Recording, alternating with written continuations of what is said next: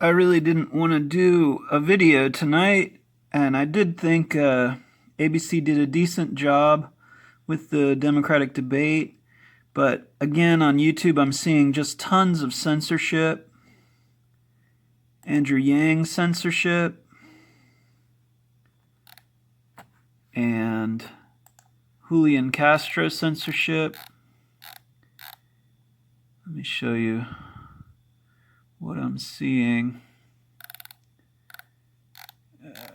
This is my history. Let's go to,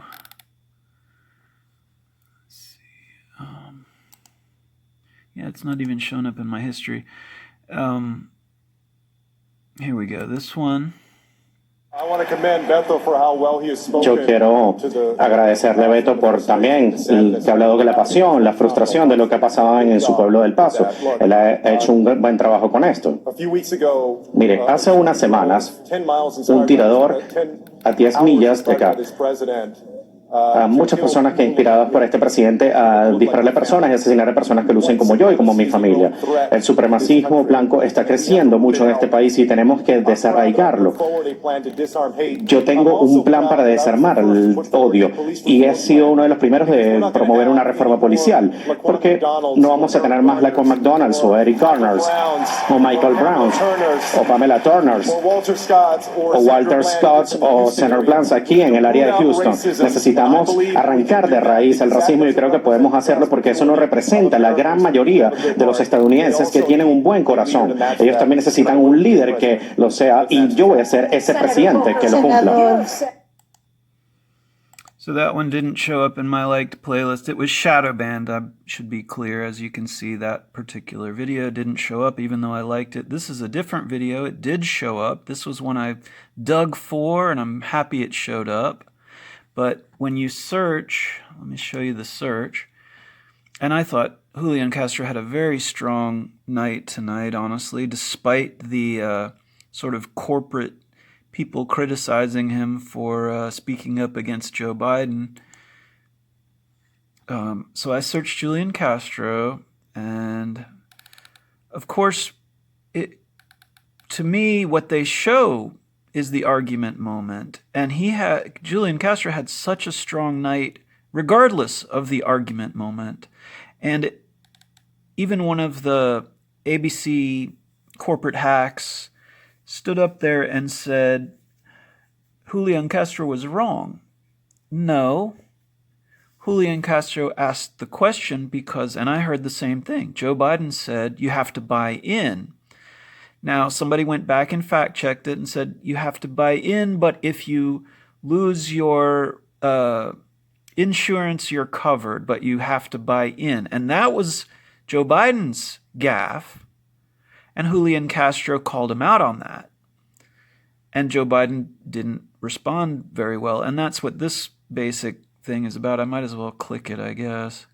See if it shows, work that Bernie has done on this. And of course, we owe a debt of gratitude to President Barack Obama. Of course, I also work for President Obama, Vice President Biden, and I know that the problem with your plan is that it leaves 10 million people uncovered.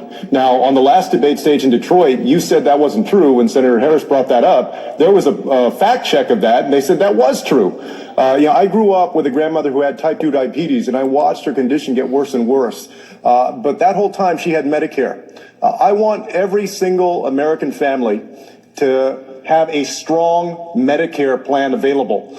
If they choose to hold on to strong, solid private health insurance, I believe they should be able to do that. But the difference between what I support and what you support, Vice President Biden, is that you require them to opt in. And I would not require them to opt in. They would automatically be enrolled. They wouldn't have to buy in. That's a big difference because Barack Obama's vision was not to leave 10 million people uncovered. He wanted every single person in this country covered. My plan would do that. Your plan would not. They do not have to buy in. They do not have to buy in. You just said that. You just said that 2 minutes ago. You just said 2 minutes ago that they would have to buy in. You said... So this is what they're showing. And unfortunately on this video, even though I liked it, now I would imagine this one will show up because the media loves to pick on the drama moment. But the thing is, in this video also, they cut off the first part, which literally shows him saying that they have to buy in. Now, obviously, it's a misunderstanding, and that's why this whole media buzz about this is kind of ridiculous. That's not what this video and many others like it are not why I'm saying Julian Castro had a good night. But I did agree with what he was saying here. The problem is that video, as it was sort of pre-edited to highlight that drama between the two of them, the issue is they cut off the first part where it definitely showed Joe Biden saying you have to buy in. So I'm going to try to find that. And it's been pretty difficult to find some good Julian Castro videos. Let's see if I can search. And there's this. That's what. Why is it not working? Search and it's not working. Pressing it and nothing. Okay, let's try refreshing the page. Nothing. Oh well. So I gotta go to my search. Oh, I wanted to show you one more that didn't get posted. So back to my history. This one. And say goodbye to Donald Trump. Texas Democrats making a big push this week, trying to make It's a the blue news. sweep of the Lone Star And it State. still was It censored. is emblematic of the fact that Texas is slowly but surely turning from red to purple. UTSA professor I guess the mainstream media censors didn't like that Texas is turning more blue. So this was a good video. I liked it. And it didn't show up in my like playlist, so it's being shadow banned. And this is a news channel in San Antonio, Texas. This is how bad the censorship has got. They're censoring the news. But first, every candidate on the stage tonight is hoping to turn Texas blue. And President Trump is pushing back with a new ad here in San Antonio. Eyewitness News reporter Vanessa Croy shows us the fight for the Lone Star State. My question is, of course, he has the right to run an ad. My question is his administration influencing YouTube to control the narrative? Or is YouTube doing it? Or is Google doing it? Who is controlling this narrative where they're shadow banning every single day? I get on YouTube and see, watch videos every single day, 5 minutes in, and there's already something that's shadow banned. I mean, it is really bad, the shadow banning. And I mean, the worst part is when they're shadow banning news or public service or the Democratic debate. I mean, that's where I get off questioning whether or not Donald Trump's administration is actually shadow banning YouTube. Or more specifically, the question is who is shadow banning YouTube and why are they shadow banning? So let's go on. So that video was not, I'll give it a second more. And finally, turn Texas blue and say goodbye to Donald Trump. Texas Democrats making a big So that was the basic gist of that video. There's no need to play it all the way through. And you can find this video. It's not completely censored. What I'm saying is it's shadow banned. And how I know it's shadow banned is I've been watching YouTube since before 2016 election. And the videos that I like that show up in my liked playlist, those are not shadow banned, at least in the context of showing up in my liked playlist. Now, they may be hard videos to find and may not come up in the recommended list, but I'm not calling that shadow banning, although somebody else may. What I'm calling shadow banning specifically is when I like a video and it does not show up in my liked playlist, but it's not completely censored. So yeah, please do go to this channel, KENS5 News, and check out your San Antonio news source, and check out this video, Turn Texas Blue, Democratic presidential debate in Houston turns spotlight on Lone Star State. And watch the video. You can see it for yourself. So the video is not censored. That at least is better than, Nazi Germany or somewhere worse. But it really is a problem that they are shadow banning. And the point in pointing that out is this is the fringes of what censorship is. I can't see what is literally censored other than the Andrew Yang video, which is literally censored, I guess. Let me try to refresh that. Oh, it does say copyright grounds, so maybe they... But I mean, you know, still, they're really... Why don't they just, you know, put a bleep over the copyrighted part, but instead they're censoring the whole video? And I liked it, but of course that's not going to show up in my liked playlist either. Let's see if it did. Go back to my liked playlist. See if the censored video doesn't show up. So I mean, it's really censored, that particular video, and that's another Andrew Yang video. And you know, their excuse on Google is, oh, it's copyright. Man, everything is really slow tonight too. Oh geez, I can't even get back to it. All right, so yeah, I can't even get back to that video. Let's see if it's in my history. It's not even in my history. That's crazy. So yeah, obviously there's some censorship going on, and that's a problem. Let's see if I can find 15 minutes ago. Maybe this will... No, this is not...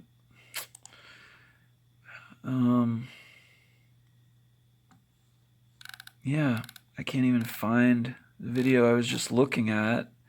It's completely gone. So let me just stop this video and have a short video. But the point is, there's definitely... Well, actually, no, I really wanted to... Let's go back and try to search for Julian Castro. I really wanted to show you the quote of what he said 2 minutes ago.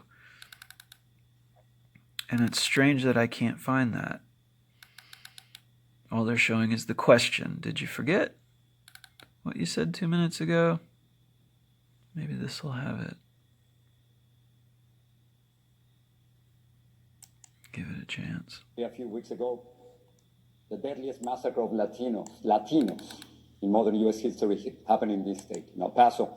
So the fear among Latinos, and you know this, is very real. So let me start with an issue that is causing a lot of division in this country, immigration. Vice President Biden... Oh, God, it's just so many things interfering with simply watching a video. Like, YouTube has so many glitchy issues. It's ridiculous. I just want to stop before he starts to talk. Let's go look and see if that video showed up in my liked playlist.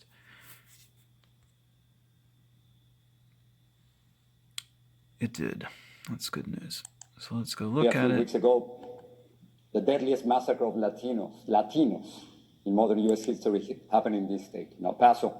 So the fear among Latinos, and you know this, is very real. So let me start with an issue that I think this guy did a really good job. Jorge or George Ramos. I'm sorry if I butchered his name. In 2008, you supported the border wall, saying, unlike most Democrats, I voted for 700 miles of fence. This is what you said. Then you served as vice president in an administration that deported 3 million people, the most ever in U.S. history.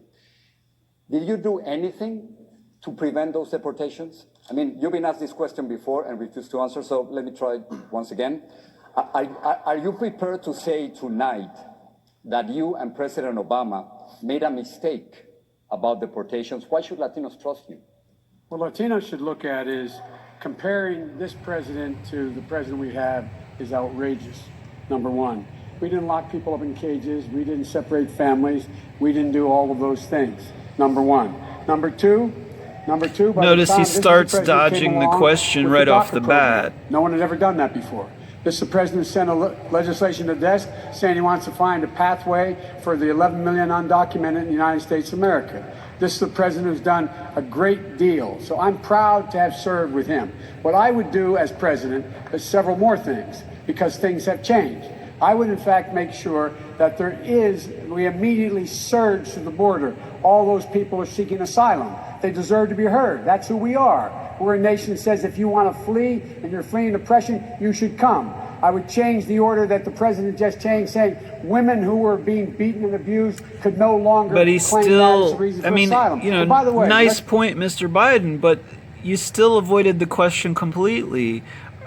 do you regret deporting so many people? And if people are coming to the border to be heard, and he has no regrets about deporting them, there's the issue to his current reply. I'm actually going to skip ahead here because I want to hear.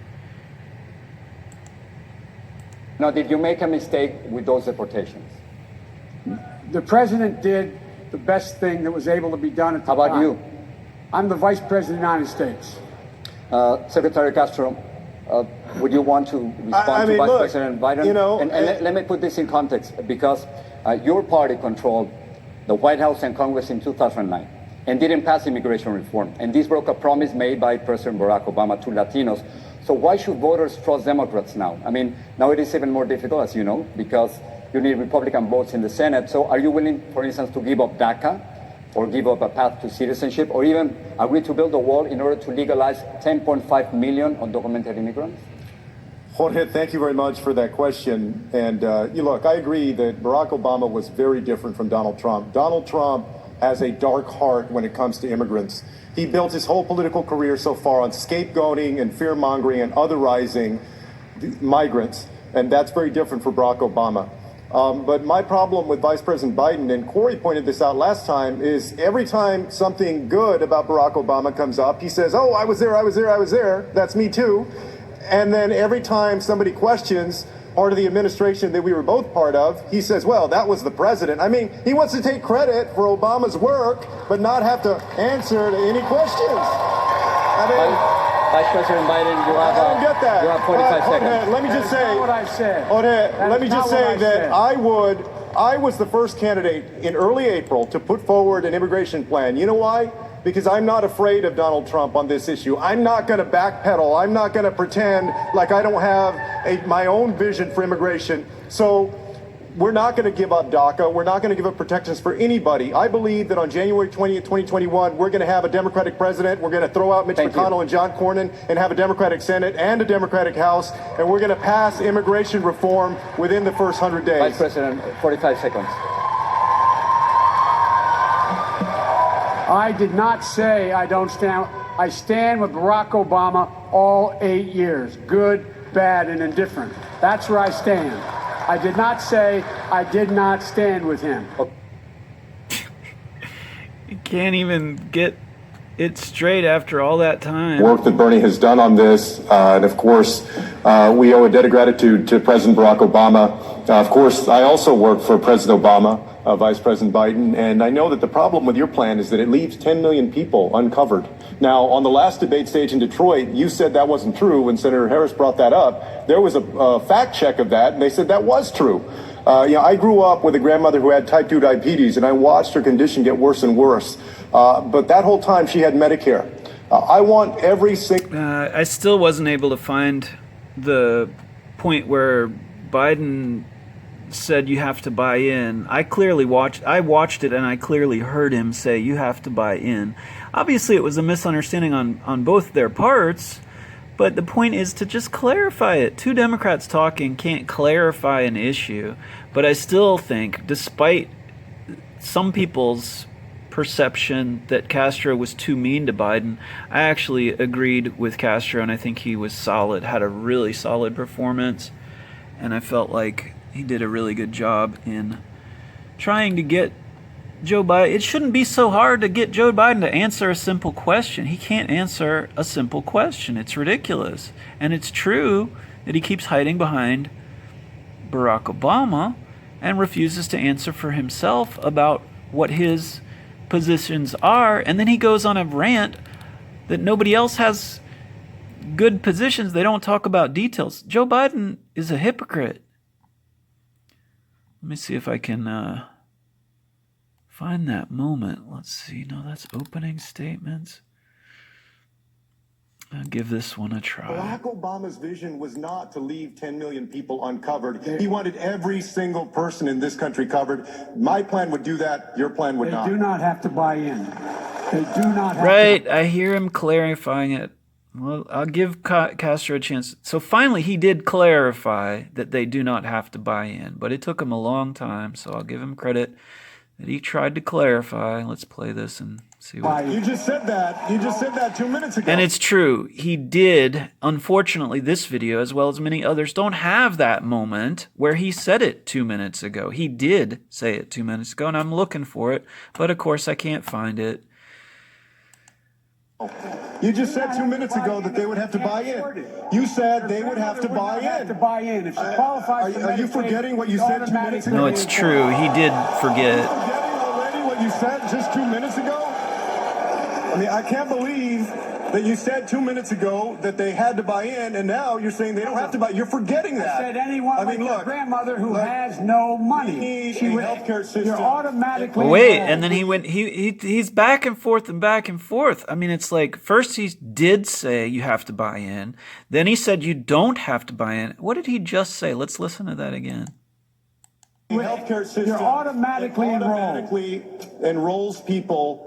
You're automatically enrolls people to buy in, and now you're saying they don't have to buy. You're forgetting that. I said anyone like your grandmother who has no money. She would healthcare system. You're automatically enrolled. Okay, so he clarified it. Regardless of whether they choose. I guess to opt in it's or kind of not. hard to you tell lose if your he job, for clarified it. instance. That's why, even though it seems like Joe Biden clarified, and I did hear him say that too, that you have to buy in, even though he seems like he clarified, he didn't clarify very well. His healthcare plan would not automatically enroll you. You would have to opt in. My healthcare plan would. That's a big difference. I'm fulfilling the legacy of Barack Obama, and you're not. I'll be surprised to him. Just total babble. It's ridiculous. So let's see if these come through.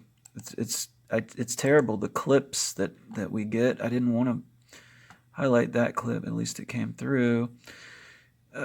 Julian Castro and Joe Biden. Let's see if I can find this. Let's get this on the last hour.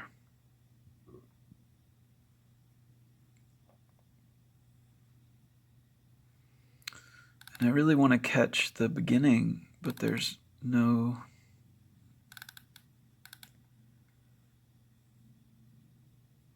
Maybe...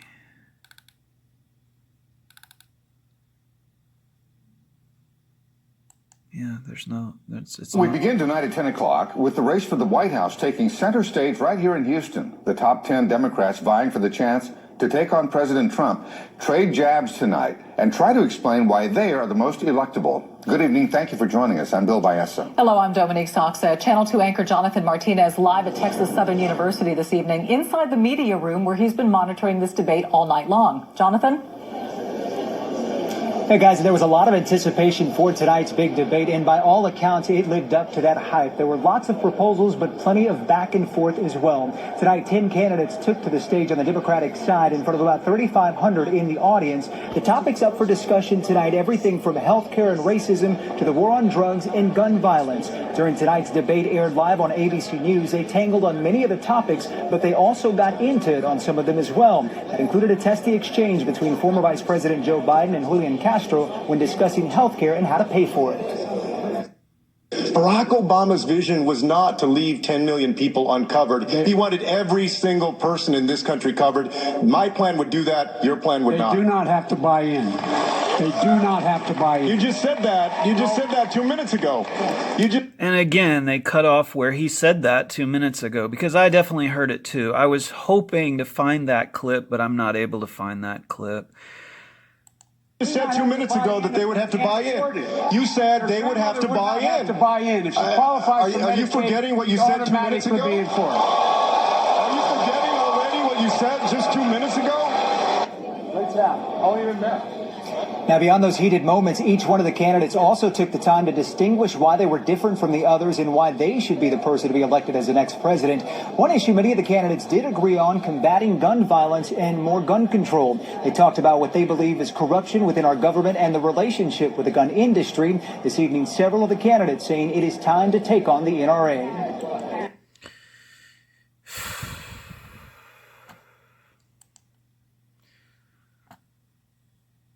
Single American family to have a strong Medicare plan available. If they choose to hold on to strong, solid private health insurance, I believe they should be able to do that. But the difference between what I support and what you support, Vice President Biden, is that you require them to opt in. And I would not require them to opt in. They would automatically be enrolled. They wouldn't have to buy in. That's a big difference because Barack Obama's vision was not to leave 10 million people uncovered. He wanted every single person in this country covered. My plan would do that. Your plan would not. They do not have to buy in. So I'll give that credit to Biden because he did clarify. But there's no reason to criticize Castro. And if you watch the debate as I did, Joe Biden did say they had to buy in before this clip began. And I can't find that clip, unfortunately, to show you, which is really bothering me. And this video is, again, documenting that there's a lot of censorship. Let's in real time quickly look up Andrew Yang for tonight, because I've noticed there's quite a lot of censorship of Andrew Yang. And see what we can find about tonight's debate in the last hour. Okay, 57 minutes, 8 minutes, ABC News. And there's 2 videos. Can you believe that? 2 videos? It's ridiculous.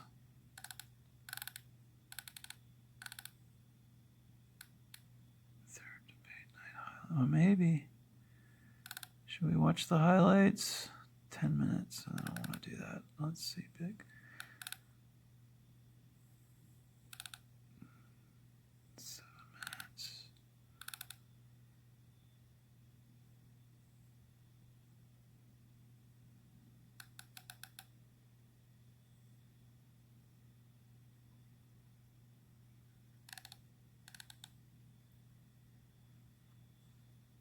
Post-debate. I do want to watch that. I do want to watch that. I do want to watch the other ones. I'm going to give this one a little bit of a chance. Let's see what's going on here.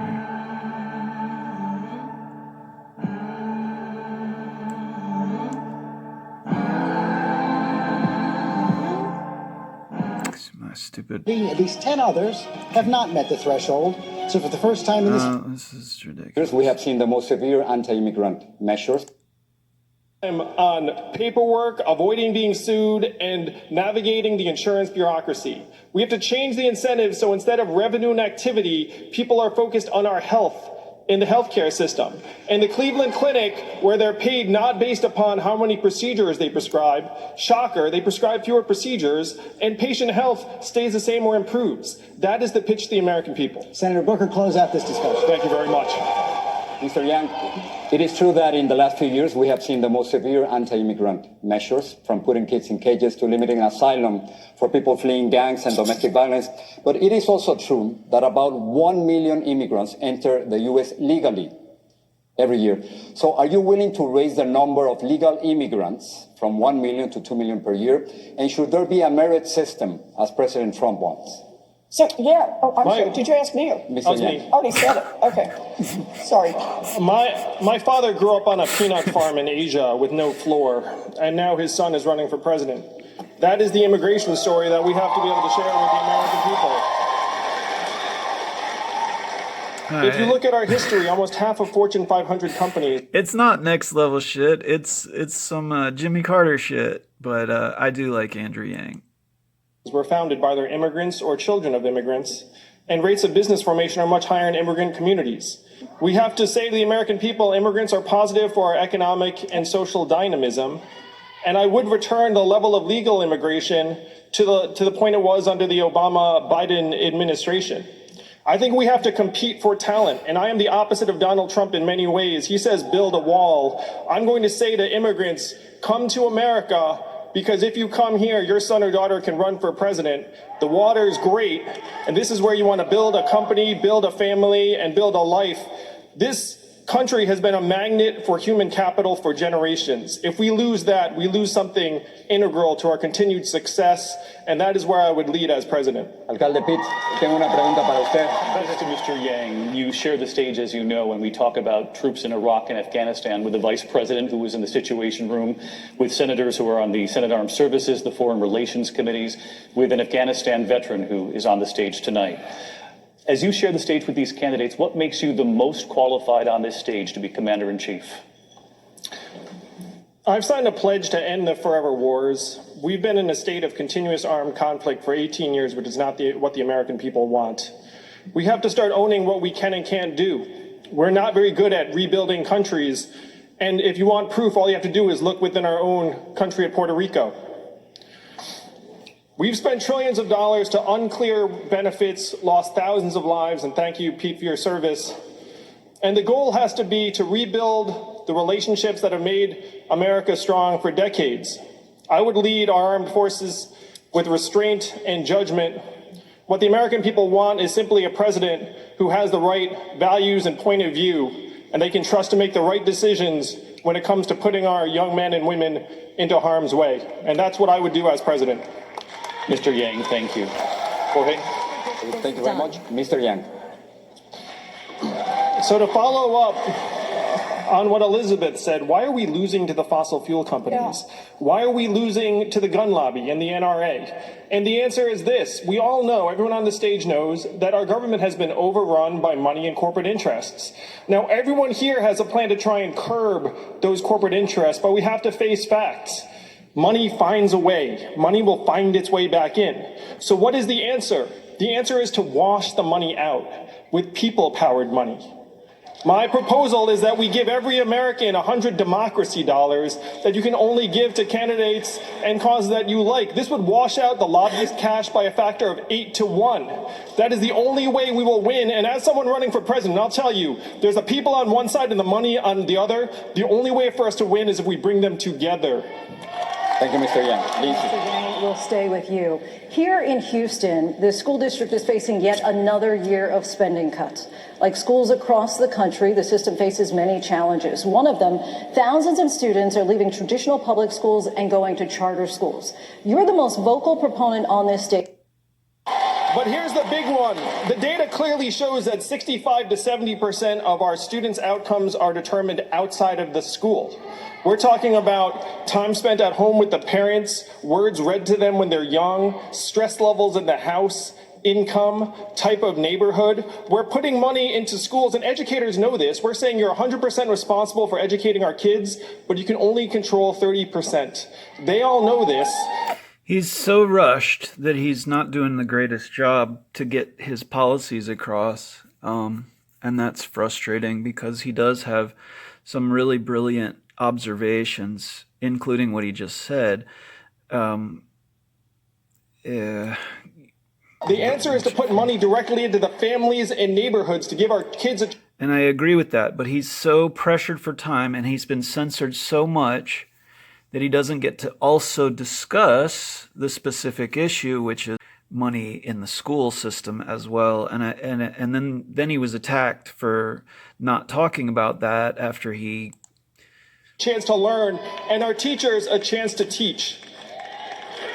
Mayor Buttigieg, 45 seconds to respond. I was an unhappy lawyer for 5 whole months, and I left to start a business. And I'm going to share with you all one of the secrets to entrepreneurship. If you want to... And this is one of the closing things that was an interesting question, but it really puts all the candidates' weaknesses on the spot. And to be blunt, I do trust Andrew Yang. I don't feel he's a liar, but unfortunately he started pointing out as a joke, but people may not get that. Let me play. Judge, 45 seconds to respond.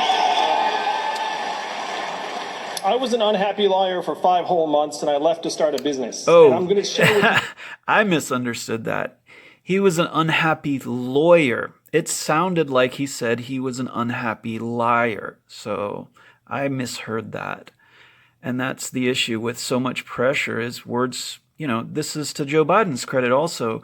When somebody's under so much pressure, it's really difficult to speak clearly and get the point across that you mean to say, because sometimes people's minds are running quicker than their mouths, or vice versa, and the words don't come out so well, or the people that hear them. Like, I thought he said I was a miserable liar, but I think he said I was a miserable lawyer, so I misheard that. Neighborhoods to give our kids a chance to learn and our teachers a chance to teach. Mayor Buttigieg, 45 seconds to respond. I was an unhappy lawyer for 5 whole months, and I left to start a business. And I'm going to share with you all one of the secrets to entrepreneurship. If you want to start something, tell everyone you know you're going to do it. And then you don't have a choice. You put your heart and soul into it, and even though I did that, my company flopped, had its mini rise and maximum fall, lost investors hundreds of thousands of dollars, still owed $100,000 in school debt. My parents still told people I was a lawyer, so it's a little easier. So I remember lying on my floor looking up, wondering how it had come to this. Eventually, I picked myself back up. I kept working in small growth companies for another 10 years and eventually had some success. Then after I did have some success, I still remembered how hard it was, how isolating it was, how it feels like your friends no longer want to spend time with you. And so I spent 7 years starting and running a nonprofit that helped train young entrepreneurs around the country, including Sean Wen, who's here in the audience tonight, who left his gilded Wall Street job to become a food entrepreneur in San Antonio. Sean, I hope I made the process a little bit easier for you than it was for me. But the goal of my campaign is to make this an economy. And I really like the way he connects with somebody in the audience who he's had a personal relationship with. We do need representatives who listen and connect with real people rather than just corporate money. That allows us to live our human values and aspirations. Thank you. Thank you, Mr. Yang. Senator Booker. So not the greatest video, but let's see if it shows up. So I liked it, and let's go back to the liked playlist and verify in real time. It did. It showed up. Okay. So at the beginning of this video, I showed you a few videos that didn't show up, mostly on Julian Castro. And I couldn't find the segment where Joe Biden did say you have to buy in, because it was before both of these videos. And there was one video I was able to find on Julian Castro. Let me try one more time to see if I can find a good video on Julian Castro. And let's do that one more time. Let's see, last hour. 3-minute mark. That was 5 minutes ago. Head-to-head at third Democratic debate. It's probably going to start the same place, but I guess I could give it a chance. Hit exchange. No, he was not flatly wrong. And that's why I'm looking for this video, so I can show you that he wasn't wrong. I mean, it was a misunderstanding, and Joe Biden clarified, but in the beginning, Julian Castro heard exactly what I heard.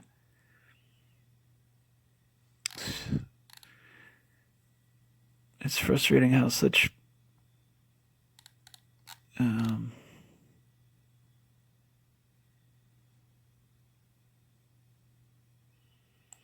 check this one out. Let's see where this goes. No, that's not it. That's not what I'm looking for.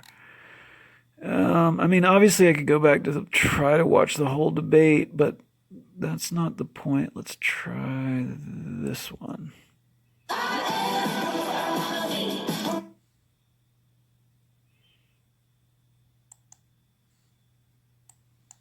Are you forgetting what you said 2 minutes ago? It's going to be this.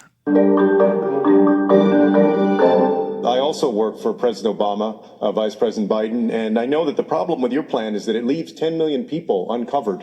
Now, on the last debate stage in Detroit, you said that wasn't true. When Senator Harris brought that up, there was a fact check of that, and they said that was true. I grew up with a grandmother who had type 2 diabetes, and I watched her condition get... Christ, this is ridiculous.